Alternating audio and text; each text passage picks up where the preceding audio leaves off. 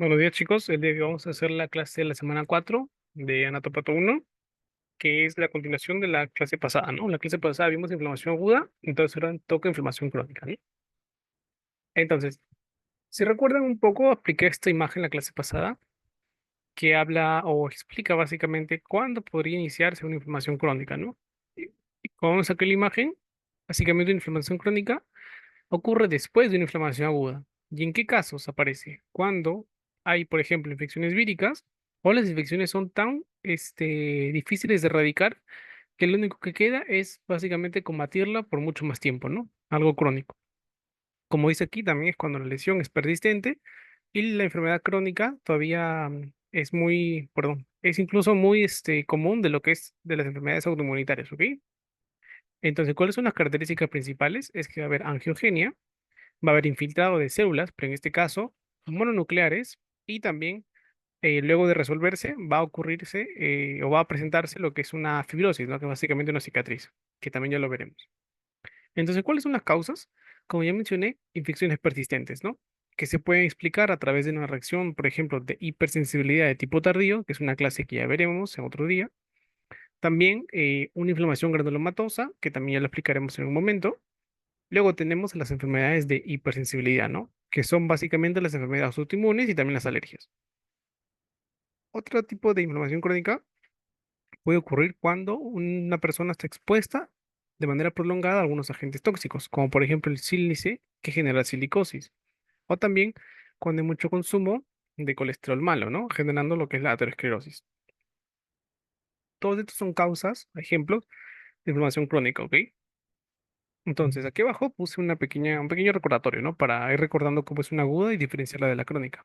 En la aguda, si recordamos, predominan lo que son los cambios vasculares, ¿no? Hay dilatación de vasos pequeños, hay aumento de la permeabilidad, hay edema, como dice aquí, ¿no? Líquido en tejido extravascular. Y lo principal es que hay un acúmulo también de leucocitos, pero en este caso de polimorfonucleares. Y dentro de todas estas células, las principales, ¿cuáles son? Los neutrófilos, ¿ok? Aguda, recuerden, polimorfonucleares, neutrófilos. La crónica se caracteriza ¿por qué? Porque hay destrucción del tejido, destrucción tisular. En este caso también hay infiltrado de leucocitos, pero principalmente mononucleares, ¿ok? ¿Y cuáles son los mononucleares que tenemos en la inflamación crónica? Los macrófagos, linfocitos y células plasmáticas, ¿ok? Entonces, diferencia aguda crónica, aguda, polimorfonucleares, neutrófilos. Crónica, mononucleares, macrófagos, linfocitos, principalmente, ¿no? Células plasmáticas también, pero principalmente macrófagos y linfocitos. Y bueno, la crónica, como les dije, es un daño persistente. Entonces, tu cuerpo lo que intenta hacer en la inflamación crónica es también ir reparándolo. Entonces, lo que vamos a encontrar en sitios donde hay inflamación crónica es que va a haber intentos de curación, ¿ok? Que también vamos a explicarlo en un momento. Entonces, aquí vemos una comparación también histológica para ir viendo, ¿no? Y para diferenciar una inflamación aguda de la crónica a nivel histológico. Entonces, aquí tenemos un epitelio sano. Si recuerdan, este epitelio es el pulmonar, ¿no? Tenemos aquí el alveolo, son tejido pulmonar, el alveolo, los tabiques alveolares con sus células respectivas. Y lo más importante que tiene que ver aquí es que en los alveolos, obviamente, el centro está completamente vacío, ¿no? Porque aquí llega el aire. Entonces, es un tejido sano, ¿ok? Aquí llega el aire, se intercambio gaseoso y listo. Pero ¿qué pasa? Hay una infección, una inflamación aguda, ocurre primero, ¿no? Entonces, aquí vemos las características de una inflamación aguda. Vemos cómo los vasos sanguíneos están bastante dilatados, porque es algo típico de la inflamación aguda, ¿verdad? Una vasodilatación, por eso se ve todo lleno aquí de sangre, porque ya está llegando mucha sangre. ¿Qué más hay? Hay infiltrado de células, en ese caso polimorfonucleares al centro, ¿ok? Acá al centro donde debería estar libre, justamente llegó una bacteria. Y lo que hace tu cuerpo es mandar células de defensa, que son los polimorfonucleares, principalmente neutrófilos, para combatir esta bacteria. Entonces acá tú puedes ver muchos polimorfonucleares, ¿ok? Pero como es una inflamación aguda, no hay destrucción del tejido. Entonces tú acá sí puedes ver los tabiques. Ves aquí que hay un tabique, que continúa por aquí, sigue por aquí, ¿no? Tú aún puedes diferenciar un alveolo y un tabique, ¿no? Porque es algo agudo, algo que recién acaba de empezar. Pero ¿qué pasa? Esta bacteria puede haber sido tan difícil de matar que va a persistir ahí. Entonces tu cuerpo va a seguir mandando más células, más células. Entonces tenemos la inflamación crónica, ¿no? En donde vemos que el tejido está completamente destruido, ¿no? Acá es un poco más difícil de ver los tabiques, porque los tabiques deben ser delgaditos, pero acá ves que están muy gruesos. ¿Por qué? Porque aquí se ha depositado lo que es fibrina, colágeno, etcétera, ¿no? Que son materiales que usa la célula para reparar un tejido, justamente porque el daño que hicieron tus células y la propia bacteria ha sido tan fuerte que ha destruido el tejido, ¿no? Por eso aquí no se ve muy bien, no se ve tanto el tejido como debería verse en inflamación aguda, ¿no? ¿Qué más puedes ver aquí? Acá en las puntas de la flecha lo que te señalan son básicamente lo que son células o epitelio cúbico, ¿no? Que es básicamente una manera por la cual tu cuerpo puede sustituir al tejido que ha sido destruido, básicamente, ¿no? Cambia una célula por otra, básicamente, para poder soportar como que el daño que está ocurriendo ahí. Y bueno, acá lo más importante que debes ver aquí es esta zona de acá, ¿no? Que tiene un asterisco.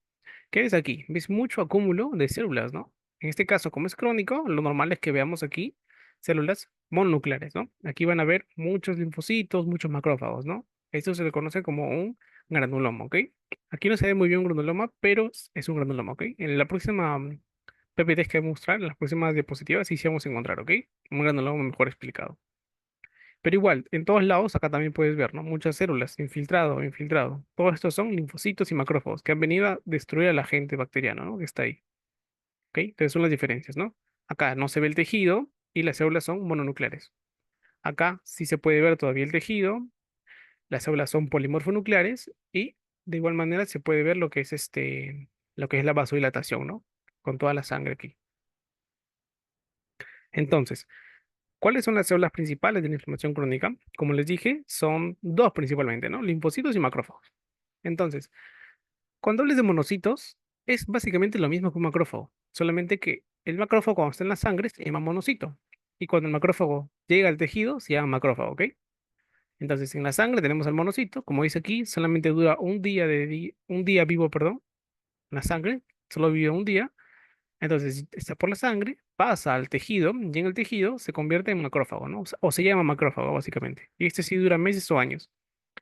Algo interesante de los macrófagos es que los macrófagos tienen un nombre diferente dependiendo en qué tejido se encuentre. Por ejemplo, el macrófago en el hígado se llama célula de Kupffer. Los macrófagos en el sistema nervioso central se llaman células de la microclía.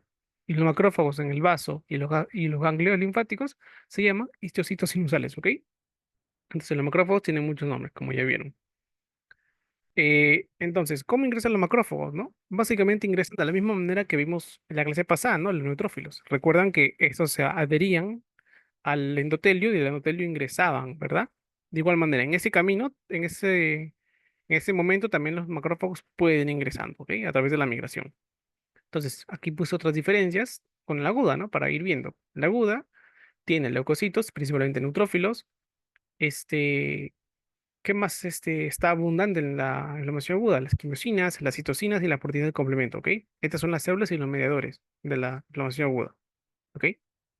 Entonces, cuando el macrófago llega a tu tejido en el cual hay un agente que no se puede eliminar, hay una inflamación crónica ocurriendo, ¿qué pasa? Tu macrófago puede ser expuesto a dos tipos de señales, ¿ok? Puede reconocer directamente al microbio con su ligando que es el TLR, o sea, se une al microbio, o también puede que el linfocito T le mande un interferón gamma, ¿ok? Entonces, de esas dos maneras, por ejemplo, el macrófago se convierte en un macrófago M1. Es un macrófago activado por la vía clásica, ¿ok? Entonces, ¿cómo se activa el macrófago M1? Cuando se une con el microbio por el ligando TLR o cuando el linfocito le manda un interferón gamma, ¿ok? Son dos maneras por las cuales el macrófago puede convertirse en un macrófago activado por la vía clásica. Entonces, este macrófago activado por la vía clásica o macrófago M1, ¿qué hace? Básicamente es un macrófago de destrucción. Entonces, lo que hace es liberar especies reactivas de oxígeno, también libera óxido nítrico y también enzimas lisosómicas. ¿Y se recuerdan para qué sirve todo esto? Justamente para eliminar al agente, ¿no? Tiene acciones microbicidas, también el macrófago como tal lo puede fagocitar y adentro eliminarlo con sus enzimas lisosómicas y con las especies reactivas de oxígeno. ¿Recuerdan? Entonces, ¿de qué sirve? Destrucción de bacterias y hongos, ¿ok? Aparte, el macrófago M1, que es de destrucción, también libera interleucina 1, factor de necrosis tumoral, interleucina 12, interleucina 6, por ejemplo, ¿no? Y otras quimiosinas. Pero, ¿y todas esas qué hacen? Fomentan la inflamación. Es decir, hace que vengan más células al tejido para ayudarte, ¿no? Entonces, un macrófago M1 sirve para destruir básicamente y para ampliar la respuesta inflamatoria, ¿ok? ¿Qué pasa? Al final, cuando ya destruyes al microbio, ¿qué ocurre? el macrófago se ve expuesto a otro tipo de señal, a las interleucinas 3 y 4, por ejemplo, ¿no? Entonces, si un macrófago reconoce estas interleucinas, lo que hace o lo que ocurre es que el macrófago se convierte en un macrófago activado por la vía alternativa, ¿ok? Macrófago M2. Este macrófago M2 es un macrófago básicamente de reparación o de limpieza, por así decirlo, ¿no? Entonces, este macrófago de limpieza, de reparación, lo que hace es liberar interleucina 10 y factor de crecimiento tisular beta. Y pues, ¿qué hace básicamente? Tiene efectos antiinflamatorios, o sea, disminuye la inflamación, deja de llamar más células y aparte lo que hace es promueve lo que es la reparación de tejidos. ¿A través de qué? A través de la fibrosis, ¿ok? Que también ya lo veremos a continuación. Entonces hay dos tipos de macrófago, ¿no? M1 que es de destrucción y M2 que es de reparación. Y depende de las señales. Aquí están las señales. TLR de los microbios, interferón gamma, y el de reparación es interleucina 3 y 4, ¿ok? Entonces, una de las células principales de la inflamación crónica, como vimos, son los macrófagos, ¿no? La otra célula son los linfocitos. Entonces, tenemos dos tipos de linfocitos T, ¿ok? Tenemos el TCD8 y el TCD4.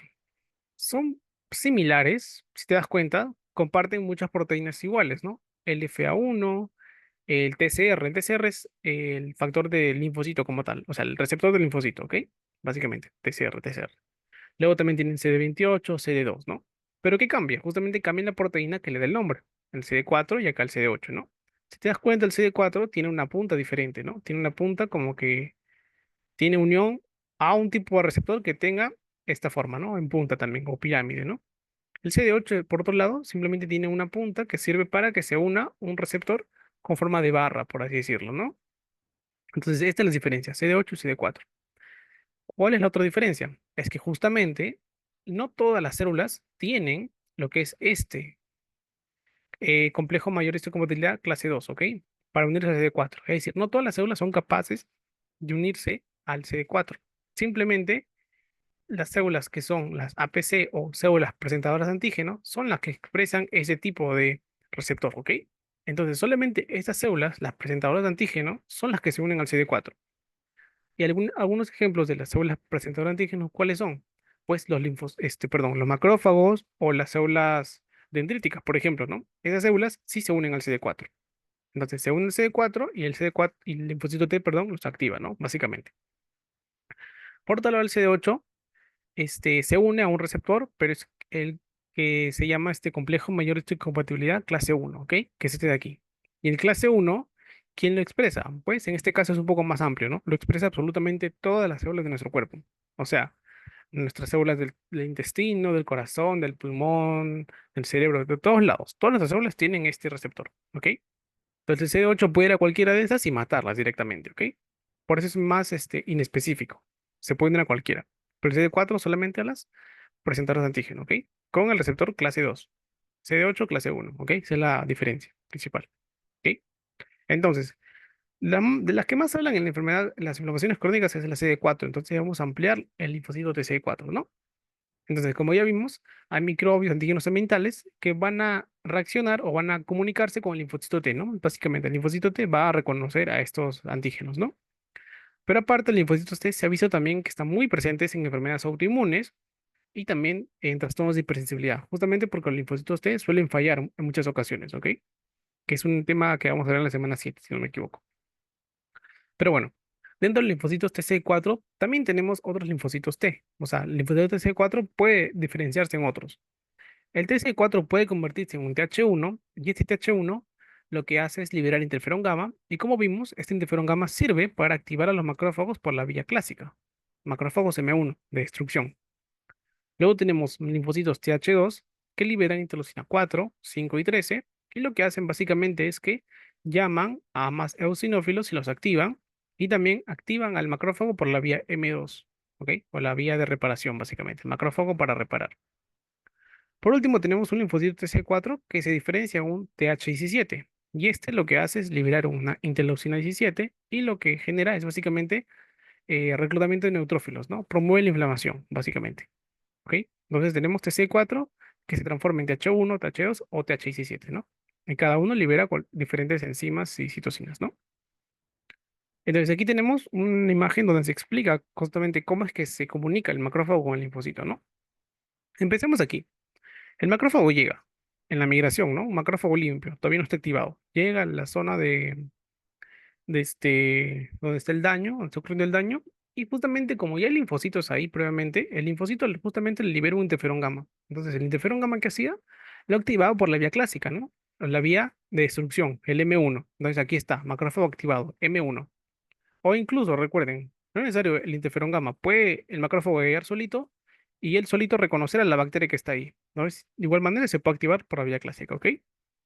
Entonces, ahora que tenemos el macrófago activado por la vía clásica, que es la vía de destrucción, si recuerdan lo que hace, básicamente libera más interleucinas, quimiosinas, y lo que hace es que promueve el reclutamiento de leucocitos, promueve la inflamación, si recuerdan, ¿verdad? Aparte, esta célula, como es una célula presentadora de antígenos, ¿qué puede hacer? Pues agarrar a la bacteria, o una parte de la bacteria, que es un antígeno, agarra a la bacteria y se lo presenta al linfocito. ¿A través de qué? Del CD4, ¿verdad?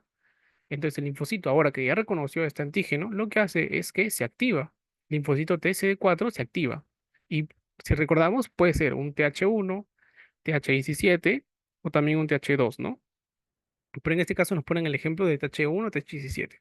Entonces, al activarse este linfocito, lo que hace pues es liberar las enzimas que mencioné hace un ratito, ¿no? Por ejemplo, el TH1 liberaba, perdón, interferón gamma, ¿no? Entonces, activa más macrófagos. El TH17 lo que hace es liberar interleucina 17. Lo que hacía es que recluta más linfocitos y promueve más la inflamación, ¿no?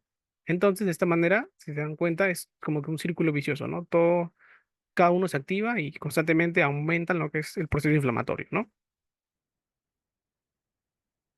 Entonces, ahora hay que ver un tipo de inflamación, ¿no? Que es la inflamación granulomatosa. O bueno, una variante se le considera. Se le considera una variante de la inflamación crónica, ¿no?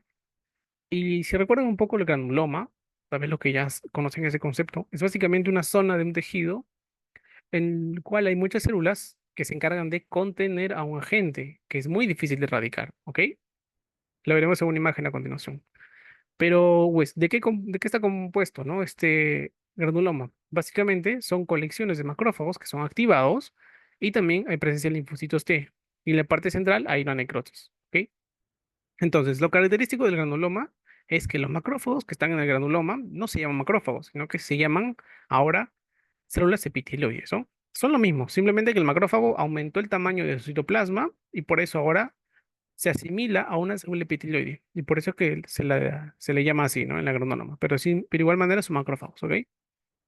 Aparte, se ha visto que los macrófagos, estas células epitelioides, se unen. Es decir, que una célula se une con otra y así. O sea, pueden ser un grupo de células gigantes que se han unido.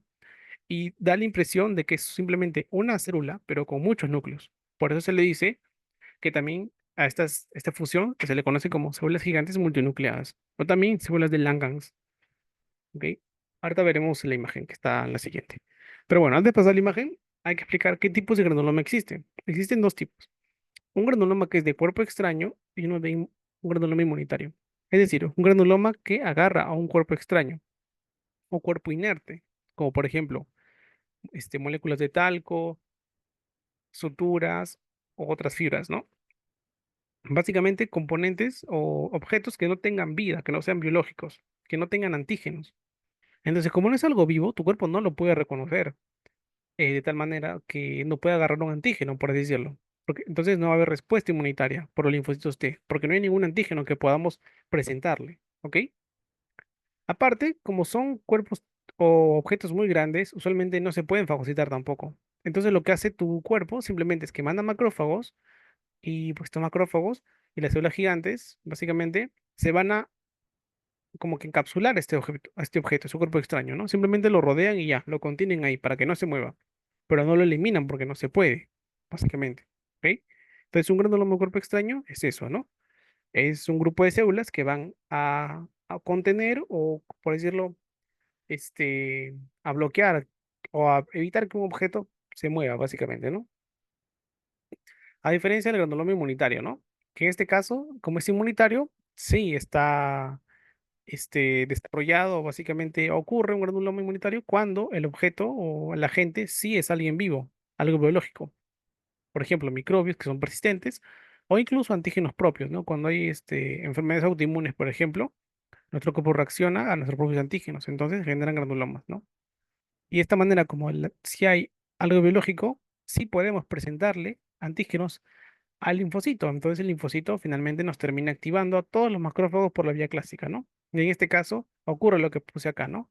Necrosis central, linfocitos y macrófagos. En este caso es un granuloma inmunitario, ¿no? Entonces aquí tenemos la imagen de un granuloma de una enfermedad típica, que es la tuberculosis, ¿no?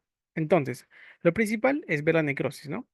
Entonces, si recuerdan, yo les dije que todo tipo, en todas las necrosis al microscopio se ven como una zona, perdón, eosinófila, es decir, bien rosadita, y aparte sin núcleos. Si te das cuenta, acá esta zona está rosada y no hay ningún núcleo. Entonces, esta zona está muerta, células muertas, necrosis gaseosa, que es la típica de la tuberculosis, ¿ok? Necrosis. ¿Qué más dije que conforma un granuloma? Pues las células epitelioides o los macrófagos, ¿no? Entonces está acá, este es un macrófago, este es un macrófago, este es un macrófago, acá también hay macrófagos, ¿no? Luego tenemos a las células gigantes multinucleadas o células gigantes de Langhans. Entonces, ¿qué eran estas células? Básicamente macrófagos que se unieron y de esta manera, pues se ve o asimila como si fuera una sola célula, pero con muchos núcleos, ¿no? Entonces aquí tenemos una célula gigante y muchos núcleos acá en la periferia, ¿no? Acá el citoplasma, básicamente. Acá hay otro, acá también hay otro, acá también hay otro, ¿no? Son muchas células gigantes. Aparte, ¿qué más te dije? En el granuloma, en la parte más externa, ¿qué vamos a encontrar? Los linfocitos, ¿no? Entonces acá, por ejemplo, tenemos linfocitos, muchos linfocitos, que simplemente son como si fuera un puntito negro, ¿no? Acá también, por ejemplo. Entonces, al centro siempre necrosis. Alrededor, macrófagos o células epitelioides. También podemos encontrar células gigantes. Y en lo más externo, en la periferia de todo, los linfocitos, que constantemente van a mandar señales a los macrófagos para que se activen, ¿ok? Por eso están afuera, porque son los que mandan las señales de activación. Entonces, ya vimos cómo puede ocurrir la inflamación, ¿no? Crónica y genera destrucción, como vemos, genera necrosis.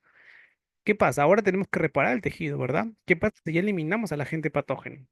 Lo que nos queda es volver a la normalidad, ¿verdad? Entonces, cuando hablamos de reparación tisular, tenemos dos términos, lo que es la regeneración y lo que es la cicatrización, ¿ok? Hay que diferenciarlo. Primero hay que hablar de la regeneración, ¿ok? Regeneración significa volver al estado natural, básicamente, volver a aparecer, ¿no? O sea, que ocurra o que el epitelio, el tejido esté igual como estaba antes, ¿ok? Entonces, para que la regeneración ocurra, necesitamos que proliferen las células residuales, las células endoteliales, vasculares y las fibroblastos, ¿ok? ¿Y esto quién lo hace? Pues los macrófagos M2, ¿no? Que liberan factores de crecimiento, si se recuerdan. Desde aquí tenemos una imagen, básicamente, que te explica, ¿no? Acá tenemos la matriz extracelular y bueno, van a llegar señales que son los factores de crecimiento, que está aquí, de los macrófagos, ¿no? Los macrófagos está acá, por ejemplo, acá arriba, ¿no? Manda tu factor de crecimiento, llega a tu receptor, que es este de aquí, ¿no? Receptor de factor de crecimiento. O incluso puede asociarse a una integrina, por ejemplo, ¿no? De igual manera, con quien se comunique, lo que va a generar al final es que se genera una cascada de señalización dentro de la célula del tejido dañado, y esta célula, pues a nivel del núcleo, lo que va a hacer es que va a permitir que el ciclo celular avance, continúe. Entonces va a comenzar lo que es la proliferación, diferenciación, síntesis de proteínas, migración, etcétera. Es decir, que el tejido va a volver a aparecer otra vez, ¿no? Pero ¿qué más? Para la regeneración necesitamos dos cosas principalmente, ¿no? Que la membrana basal esté completamente intacta y que solo haya un daño en el epitelio. Recordemos que en la membrana basal encontramos a las células madre, y las células madre son aquellas que dan origen a nuevas células. Entonces, en una regeneración nosotros queremos que estas células no estén dañadas, porque si están dañadas, pues no va a volver a crecer el tejido, ¿no? Entonces, lo que queremos es que esté intacta, que las células madres o la membrana basal básicamente no se haya dañado, ¿ok? Que solamente haya daño en el epitelio, que es lo más superficial, ¿no? Que está acá arriba. Entonces aquí tenemos una imagen, ¿no? La lesión superficial, o sea, solamente daña el epitelio, que es lo de acá arriba, y la membrana basal, que es esta, está intacta. Entonces, con el pasar del tiempo, esto va a regenerarse, la célula vuelve a aparecer, porque la membrana basal está intacta.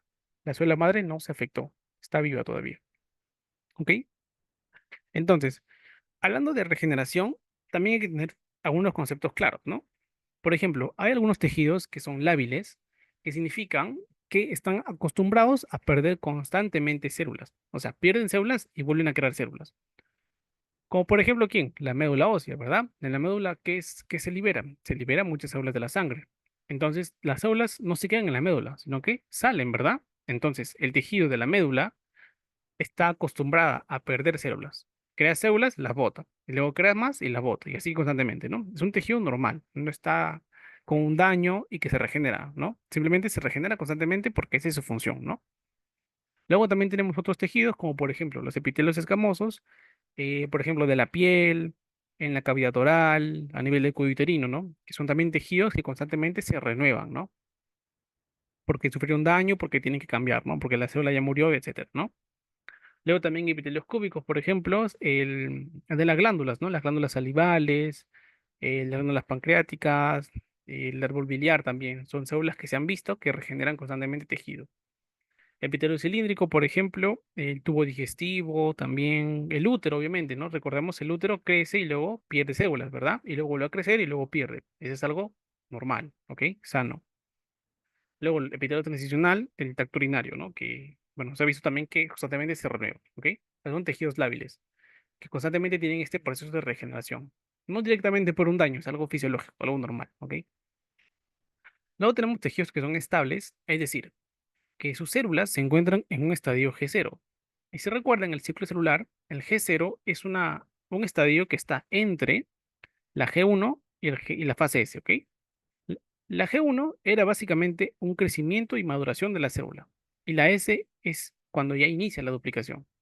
El G0 está al medio, ¿ok? Entonces, las células en estadio G0 como que siempre van a estar listas para iniciar a duplicarse, pero no lo hace porque están en pausa, en G0, ¿ok? Solamente van a duplicarse cuando se les necesita. Entonces, ¿qué tipo de tejidos se ha visto que tienen esta capacidad de regenerarse desde el estadio G0, ¿no? Justamente el hígado. Si ustedes han escuchado, casi siempre dicen que el hígado se regenera por sí solo, ¿no? Y es prácticamente verdad, porque se ha visto que con una pequeña porción del hígado, el hígado puede volver a crecer, ¿no? ¿Qué otro tejido? Pues también se ha visto el páncreas, el riñón, etcétera, ¿no? Pero principalmente el hígado, ¿ok? Son tejidos estables que tienen la capacidad de volver a regenerarse en cualquier situación, ¿no? No, pero no están como que en todo momento, sino que están ahí, pero están listas, ¿ok? En este caso, los lábiles, sí, a cada momento o cada rato están regenerándose, ¿ok? Esa es la diferencia. Bueno, aparte hay otros tejidos que son los permanentes, que no lo puse aquí, pero es un tejido permanente, habla básicamente de células o tejidos que no pueden regenerarse nunca, ¿ok? Mueren y ya está. ¿Como cuáles? Pues el tejido del sistema nervioso central, ¿no? Las neuronas no se regeneran. Otro tejido que no se regenera son las células musculares cardíacas, ¿no? Ese tejido muere y queda ahí, ya no se puede regenerar, ¿ok? A menos que sea lesiones irreversibles. Eso recuerden que sí se puede volver a reparar, ¿ok? Pero en necrosis no. Que en necrosis y muere, no puede volver a repararse. Simplemente que una cicatriz, ¿no? Queda solo fibrosis. Entonces ya vimos una manera de reparar el tejido es a través de la regeneración, cuando la membrana basal está intacta. Pero ¿qué pasa? Cuando la membrana basal se destruye y ya no hay células madres, lo único que nos queda es la cicatrización, ¿ok? En este caso, como dice aquí, ocurre cuando las lesiones tisulares son más graves y son crónicas, obviamente, y cuando, como no hay células madre, las células no se dividen, ¿ok? Entonces, ¿qué nos queda en ese tejido? Como está todo destruido, lo único que nos queda es sustituirlo por otro tejido, que es el tejido conjuntivo. Entonces, aquí vamos a explicar cómo ocurre esto, ¿no? Uy, disculpe. Bueno, aquí tenemos, ¿no? Un tejido que está completamente dañado, vemos que se ha roto no solo el epitelio, sino que la membrana basal, el subendotelio y todo, ¿no? Todo el tejido está acá afectado. Entonces aquí vemos mucha sangre, mucho proceso inflamatorio, tal vez hayan bacterias o si no, pues el agente dañino, ¿no? Entonces poco a poco eso se va a ir reparando. Pasa de estar así una zona muy dañada, muy inflamada, a que se forme el tejido de granulación, que está aquí, ¿no?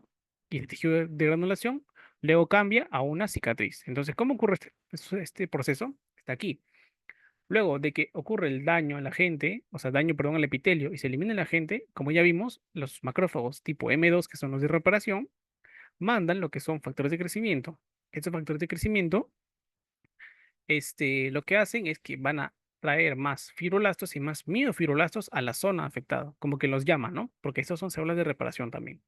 Entonces, cuando llegan a la zona o al tejido dañado, lo que hacen es liberar muchos factores, como por ejemplo el factor de crecimiento tisular beta, que es más importante de todos. Luego también las plaquetas, por ejemplo, pueden liberar factor de crecimiento derivado de plaquetas o el factor de crecimiento de fibroblastos también, ¿no? Tipo 2. Entonces, todos estos lo que van a hacer finalmente es que van a liberar colágeno y fibronectina. Entonces, todo este colágeno y fibronectina va a depositarte en esta zona donde estaba destruida, ¿no? Entonces, poco a poco se forma el tejido de granulación, que es un tejido que indica que el tejido se está reparando, pero no es el estadio final, ¿ok? Porque esto todavía es como que muy débil. Entonces, lo que debe ocurrir es, con ese tejido de granulación es que se remodele básicamente, ¿no? El colágeno que sintetizaron al principio era un colágeno tipo 3. Entonces, con la remodelación, el colágeno pasa a ser colágeno tipo 1. Luego de esto, se ha visto que los miofibroblastos sufren una contracción, es decir, como que se tensan y hacen que este tejido sea mucho más duro, ¿ok? Luego de esta contracción, lo que ocurre es que se degrada el tejido conjuntivo por las mieloperoxidasas, ¿ok? Entonces, perdón, las metaloproteinasas de matriz, que son MPP. Entonces, ¿qué degradan al final? Degradan, por ejemplo, los factores de, o sea, el crecimiento que estaban ahí, eliminan a los macrófagos, eliminan a los neutrófilos, eliminan las otras células inflamatorias que también estaban ahí. Entonces, finalmente, simplemente queda una cicatriz. Entonces, diferencia de cicatriz y tejido de granulación. En el tejido de granulación están los fibroblastos, están los capilares, o sea, los capilares aquí, los vasos sanguíneos han crecido. También están los macrófagos, las plaquetas, etcétera, ¿no? Y en la cicatriz, lo único que queda es fibroblastos, mucho colágeno y también algunos fragmentos, por ejemplo, del tejido anterior, ¿no? Que no se han terminado de eliminar, pero luego se eliminan. Pero en la cicatriz, principalmente, fibroblastos y colágeno, ¿ok? Entonces, ese es básicamente cómo se forma o cómo se repara una herida por cicatrización, ¿no? La cicatriz es básicamente colágeno, ¿no? Con fibroblastos. Pero bueno, hay un paso muy importante es la angiogenia. Si recuerdan, significa crecimiento de nuevos vasos sanguíneos, ¿no? Que aparezcan nuevos vasos sanguíneos. Entonces, ¿de qué nos sirve que aparezcan vasos sanguíneos? Si recuerdan, todas las células vienen por la sangre, ¿verdad? Y de esta manera salen al tejido. O sea, vienen por la sangre, salen a través de la migración, ¿no? Entonces, en un tejido en el cual se destruyó todos los vasos sanguíneos, es importante que tengamos otra vez los vasos sanguíneos de vuelta. Entonces, esta aparición de vasos sanguíneos nuevos se llama angiogenia, ¿ok? Si no tenemos angiogenia, básicamente no se repara nunca la herida, ¿ok? Va a ser una herida abierta, como veremos a continuación, ¿no? Entonces, en la angiogenia, que es básicamente que se crea un nuevo vaso sanguíneo, el proceso es un poco, por decirlo fácil de entender, ¿no? Entonces, tenemos acá el vaso sanguíneo, tenemos acá la célula endotelial, el pericito, que es esta célula que recubre el vaso sanguíneo para darle forma, por así decirlo, forma y como que resistencia. Lo que ocurre es que llegan los factores de crecimiento, ¿verdad? Entonces, uno de los factores de crecimiento es el factor de crecimiento vascular endotelial, que es el VEGF, ¿no? Que está acá. Entonces, este factor lo que hace es que transforma a un endotelio, una célula endotelial, en un pericito, perdón, a una célula de punta o célula de avance, que es esta célula forma de triángulo, color verde, ¿no? Entonces, el endotelio pasa a convertirse en esto. ¿Qué más ocurre? Ocurre que el pericito se separan los pericitos, entonces el endotelio ahora está libre, puede avanzar, porque esta célula tiene esa capacidad de moverse, por así decirlo. Se mueve a través de la matriz y se une justamente con otro, célula en punta que estaba por ahí también. Es decir, dos vasos que estaban creando otro vaso, pues terminan uniéndose. Y finalmente forman un vaso sanguíneo nuevo, ¿ok? Pues estos vasos sanguíneos nuevos son los que están aquí, en la zona de destrucción. Volvieron a aparecer, ¿ok? Y ahora que están ahí, todos los fibroblastos, todas las plaquetas pueden llegar y justamente pueden generar la cicatriz. ¿Ok? Es muy importante. Si no hay angiogenia, la cicatriz nunca ocurre. La herida se queda abierta. ¿Ok? Es importante. Entonces, justamente acá tenemos, ¿no? ¿Qué factores pueden afectar este tipo de reparación tisular? ¿En qué casos no podemos curar una herida por cicatriz? ¿Ok? Por ejemplo, cuando hay infecciones, obviamente van a prolongar la inflamación y van a evitar que se cure la herida, ¿no? Que se cierre, porque constantemente van a estar combatiendo en esa zona, ¿no? La diabetes es muy importante. ¿Por qué? Porque se dice que las personas con diabetes no se curan sus heridas. Justamente por esto, porque inhiben la angiogénesis. Si no se forman vasos sanguíneos, como les dije, no llegan la plaqueta, los fibroblastos, nunca se forma la cicatriz, porque no hay vasos sanguíneos. Y esto es típico de la diabetes, que no se formen vasos sanguíneos. Por eso en las personas diabéticas se hace una herida y se infecta muy rápido porque nunca cierra, básicamente, ¿no? Y por eso finalmente pierden algunas partes del cuerpo, ¿no? Porque está infectada, necrosada ya. Pasó mucho tiempo y nunca se cerró la herida. ¿Ok? Porque no hay angiogénesis, básicamente. También hay personas con un estado nutricional alterado. Por ejemplo, tienen déficit de proteínas y vitamina C, que lo que hacen es que inhiben la síntesis de colágeno. Entonces la cicatriz no se forma o se forma pero muy débil, ¿ok? No es necesario. Aparte, algunos medicamentos como los glucocorticoides se ha visto que inhiben algunos factores de crecimiento, como el factor de crecimiento tisular beta, que es el más importante. Entonces no se forma la herida, ¿no? Perdón, no se forma la cicatriz. Por último, tenemos la mala perfusión, ¿no? ¿Qué pasa si tenemos una herida en el pie, por ejemplo, y también tenemos un trombo a nivel de la pierna? Este trombo va a evitar que la sangre llegue al pie. Entonces, si no llega sangre, obviamente no llega los fibroblastos, no llega la plaqueta, no llega nada. Entonces, la mala perfusión que ha generado este trombo hace que la herida no se cure, ¿no? Entonces, todos estos lo que hacen es que generan defectos de la cicatrización. Básicamente forman heridas que son crónicas, que nunca se cierran, ¿ok? Crónicas, que duran mucho tiempo abiertas. Y justamente en relación a esto tenemos dos heridas muy típicas, que son las úlceras por presión y las úlceras diabéticas. Las úlceras por presión son estas, ¿ok? Que es básicamente una zona que por isquemia y por presión mecánica persistente, básicamente aquí hay una mala perfusión, ¿no? No llega una irrigación correcta y el tejido ha muerto por necrosis, ¿no? Básicamente, úlcera por presión. Por otro lado están las diabéticas, que como le dije, la falta de cicatrización en algunas personas que tienen daño aparte, o sea, un daño externo a la diabetes, como esto, por ejemplo, evitan que, como no hay génesis, evita que esto se cure. Entonces, la falta de cicatrización ocurre porque hay alteración de vasos sanguíneos que produce además isquemia y una necrosis tisular. ¿Ok? Estos son los principales efectos de cicatrización. Ejemplos de heridas crónicas, pones esto, úlcera por presión y úlcera por diabetes. ¿Ok? Luego hay otra situación en la cual hay una cicatrización excesiva. ¿Ok? Acá sí se cura la herida, pero se cura en exceso. ¿Ok? Entonces tenemos dos tipos, ¿no? La cicatriz hipertrófica y la queloide. La hipertrófica es cuando el colágeno sí se deposita, pero se acumula, o sea, llega más de lo necesario. En este caso, suele aparecer una cicatriz hipertrófica en lesiones que han sido por calor o traumática, pero que ha llegado a capas profundas de la dermis. En este caso, se ve una herida, o sea, se ve la zona de la herida y con un poquito, por decirlo, de abultamiento, ¿no? De colágeno arriba, como que se infla un poquito la herida, como se hincha o se ve como una superposición, pero no genera molestias, ¿no? Simplemente se ve feo, básicamente. Y a veces pasa desapercibido incluso. Pero por otro lado tenemos la cicatriz queloide, que como dice aquí, es una predisposición genética. Algunas personas nomás pueden hacerlo, ¿ok? No todas. En este caso ocurre cuando el tejido cicatricial es tan excesivo, o sea, se deposita mucho colágeno, y el colágeno es tan excesivo que lo que hace es que crece hacia afuera, desborda. Es decir, esta herida de aquí en una persona con predisposición genética a hacer cicatriz queloide, tal vez esta herida de aquí se hubiera visto así, ¿ok? El colágeno ha salido, se ha desbordado, aun cuando no debía. La lesión era chiquitita, pero como es queloide, porque así es su genética, básicamente el colágeno sale y sale. Entonces se ve así, una mancha, un bulto gigante, que a algunas personas les duele, es muy molestoso, ¿ok? Entonces, estas son las cicatrización excesiva, ¿no? Queloide y hipertrófica. Entonces, como resumen de la inflamación crónica, ¿cuál es? O sea, ¿cuáles son sus características? Que es lenta, ocurre días, meses, incluso años, y predominan los leucocitos, pero ¿de qué tipo? Los mononucleares, ¿no? Los macrófagos y linfocitos. En este caso, la lesión tisular y la fibrosis, ¿cómo es? Es grave y es progresiva, ¿ok? Es muy grave, se destruye el tejido. Y es progresiva porque puede ir aumentando el daño.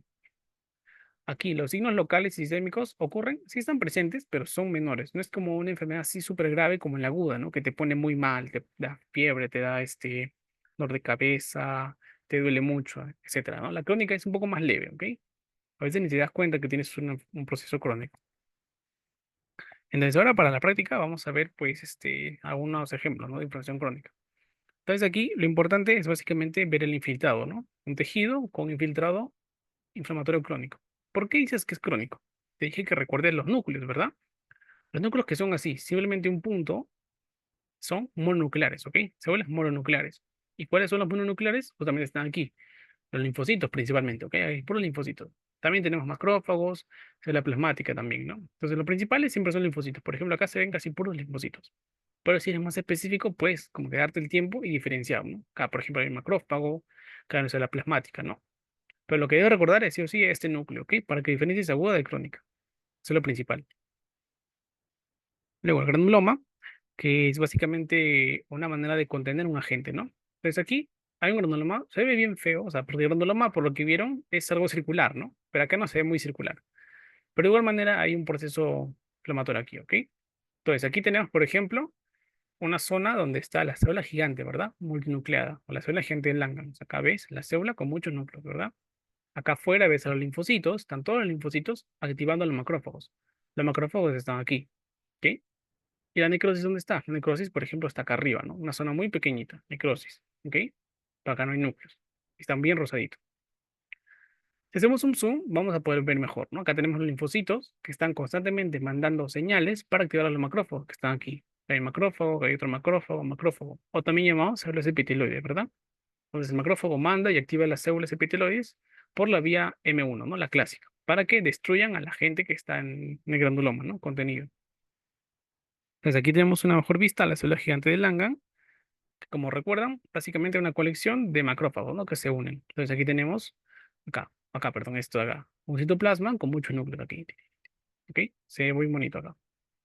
Acá igual, este es un zoom de una célula gigante que tiene muchas células unidas, ¿ok? Hay muchos núcleos, muchos, también micobacterias, que son estos palitos aquí, micobacterias que están atrapadas dentro del macrófago, que el macrófago les está destruyendo, ¿ok? O sea, la célula gigante. Y tenemos muchas células y las micobacterias, que son bastantes acá, ¿ok? No tengan en cuenta, célula gigante. Dentro de esta célula gigante está esto, las micobacterias, ¿ok? Con los muchos núcleos que tiene. Entonces ahora vamos a ver el tuberculosis, que es un ejemplo de granuloma un poco más bonito, ¿no? Pues aquí sí se ve un poco más esta forma circular que tiene. Te das cuenta, hay un patrón, ¿no? Como unas líneas que avanzan. Entonces, ¿qué tenemos que recordar primero en un granuloma? Principalmente la necrosis central, ¿no? Entonces, la necrosis central está acá, por ejemplo, ¿no? Acá, necrosis central, aquí y aquí. Un centro necrótico, eosinófilo, sin núcleos, ¿ok? ¿Qué más? Había un granuloma. Al costado vamos a ver muchos, muchos macrófagos. Macrófagos M1, ¿ok? Las células epitelioides. Aparte, también encontramos células gigantes, como por ejemplo la que está aquí, ¿no? Una célula gigante multinucleada. Bueno, estas células gigantes me voy a mencionar, pero es que no son tan comunes, o sea, no siempre aparecen. En todos los granomas no es que vas a encontrar sí o sí. Aparecen en el 50% de casos, no en todos, ¿ok? Entonces, seguimos. Necrosis, macrófagos o células epitelioides, células gigantes y afuera los linfocitos, ¿no? Acá están los linfocitos, si te das cuenta. Linfocitos, linfocitos, linfocitos. Mandando señales a los macrófagos para que se activen y destruyan la necrosis, o perdón, a la bacteria que está al centro. Si hacemos un zoom justamente en esta zona, vemos mejor, ¿no? Acá tenemos la necrosis, célula central, eosinófila, sin núcleos. Acá están los linfos, los macrófagos, las células epitelioides, y acá tenemos a la célula gigante, ¿ok? Están destruyendo esta zona de acá, ¿ok? Que está la bacteria o la gente. Ok, vimos inflamación crónica y el tejido, o el granuloma, ¿no? Ahora vamos a ver cómo se repara, ¿no? Tenemos aquí primero el tejido de granulación, ¿no? Que es como la primera fase de la cicatriz. Primero está el tejido de granulación y luego la cicatriz. Entonces aquí vemos, ¿qué cosa? Vemos muchos vasos sanguíneos dilatados, porque aquí es donde llega mucha sangre, ¿verdad? Se llega la sangre y deposita muchas células. Cada puntito que ves aquí es como un fibroblasto. Célula de defensa también. Plaquetas también debe estar presente por aquí. Pero lo principal que tienes que ver aquí es esta coloración azul, ¿verdad? Eso que se está depositando es el colágeno. Poco a poco que está llegando. Poco a poco. Colágeno, colágeno. Acá a la derecha de igual manera. Ves aquí la sangre, ves aquí las células y estas, como que estas líneas rosadas, casi blanquecinas, también es el colágeno, que está depositándose poco a poco. Pero lo importante aquí es ver, como es un tejido de granulación, ver el colágeno, los vasos sanguíneos muy dilatados, las células también presentes, ¿ok? Luego en la cicatriz, como vimos, simplemente queda los vasos sanguíneos, el colágeno, ¿no? Y los fibroblastos, pero tampoco es que se vean, como que súper bien, ¿no? Están presentes, pero lo principal que se ve siempre, siempre es el colágeno. Pues aquí, todo lo que ves aquí azul es colágeno, ¿ok? Es una cicatriz, cuando ya se eliminó todo y solo queda colágeno, ¿ok? Colágeno, colágeno, colágeno. Un montón de colágeno. Acá también hay unos puntitos que obviamente evidencian lo que es el fibroblastos, ¿no? Bueno, obviamente los vasos sanguíneos también están ahí, porque tienen que dar vida a los fibroblastos, tienen que nutrirlos igual. Entonces, aquí al costado también vemos puro colágeno y estos puntitos en este caso sí son fibroblastos, ¿ok? Acá sí se ve mucho mejor los fibroblastos, pero lo principal es ver el colágeno, que es todo esto de acá. Todo lo que ves aquí es colágeno, ¿no? Entonces, ves justamente estas fibras donde está como que en dirección al colágeno, ¿no? Porque el colágeno tiene dos maneras de formarse, ¿no?